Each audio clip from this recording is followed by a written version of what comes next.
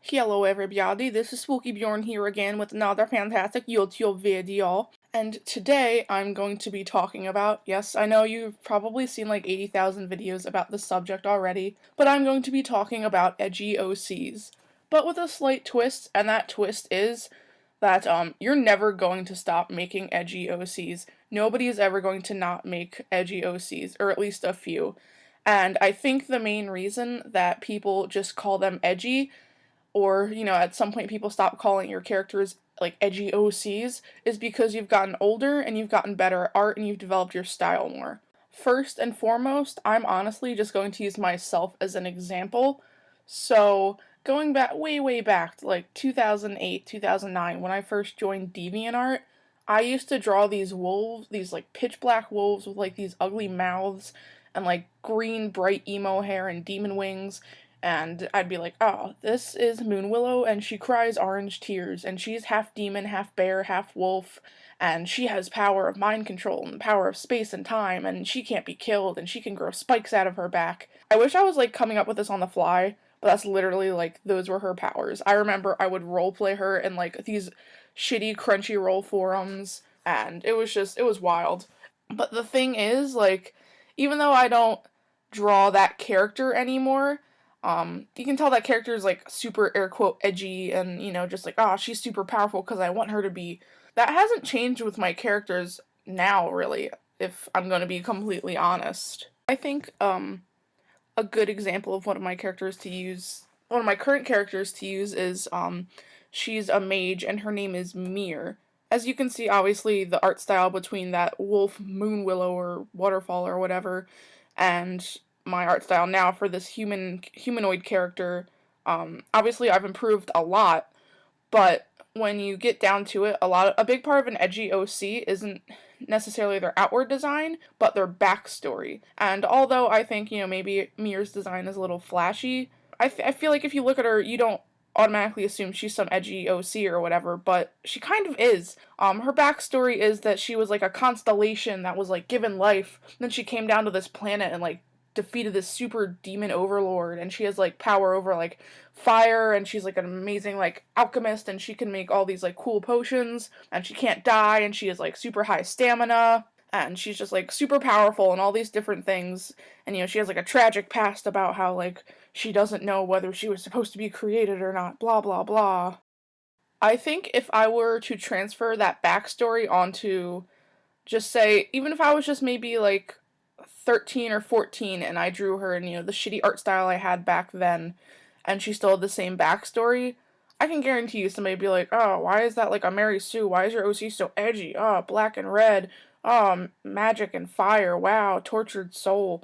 Wow, real original, And I think honestly, like when you think about it, a really big thing of why people like complain about edgy OCs is just that they're kind of picking at younger artists, because nobody ever really stops making edgy characters.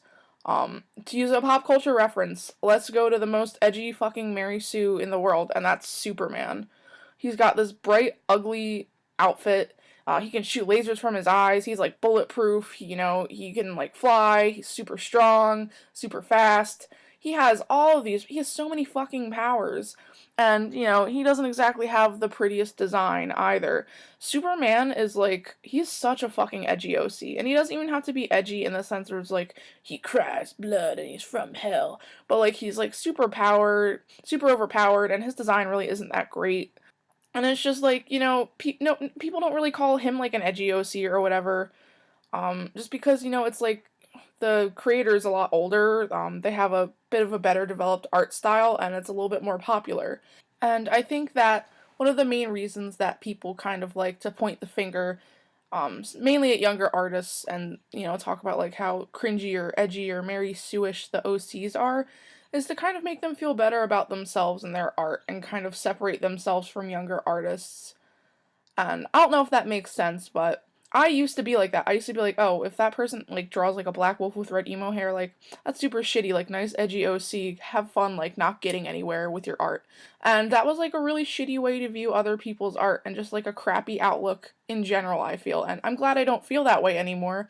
But I think I used to feel that way because I almost felt, maybe a little bit threatened by younger artists, because I feel like as more programs are available for artists to draw, they're getting a lot better faster because they have tools more readily available. And I think a big reason that people like to talk about cringy OCs and all that is just that they feel a little bit threatened by how fast younger artists are growing. Or they could honestly just be assholes, and they're just like, oh hey, this thing you put a lot of work into looks like shit, haha, nice character, you know? Yeah, so, I don't know, it's just interesting that a lot of people will be like, ha, kids, they're making like those edgy OCs, characters are so edgy, blah blah blah, when, as adults, I mean, I'm 22, as adults artists, or just even like older artists, we still make edgy characters. I just think since our styles are a lot more developed, and maybe we can kind of add a little bit more nuance to the character's backstory, that people are going to be less likely to call our characters edgy. I don't think I've ever like heard anybody make fun of my characters for being edgy or Mary Sue-ish or anything like that since mid high school. Like once I got to maybe 11th grade and older, and my style was starting to develop a little bit more, and I was learning how to write better, um, people kind of just stopped making fun of my characters. And that's not to say that like I think I'm like above criticism or anything like that. I just think that as we get older, like even though we're able to maybe again I use more nuance, and we're a little bit better at designing characters, it doesn't mean that our characters aren't edgy or cringy or Mary Sue-ish or whatever, because they can be, and because a lot of times they are. So I think that's just something important to keep in mind. Edgy OCs will never die.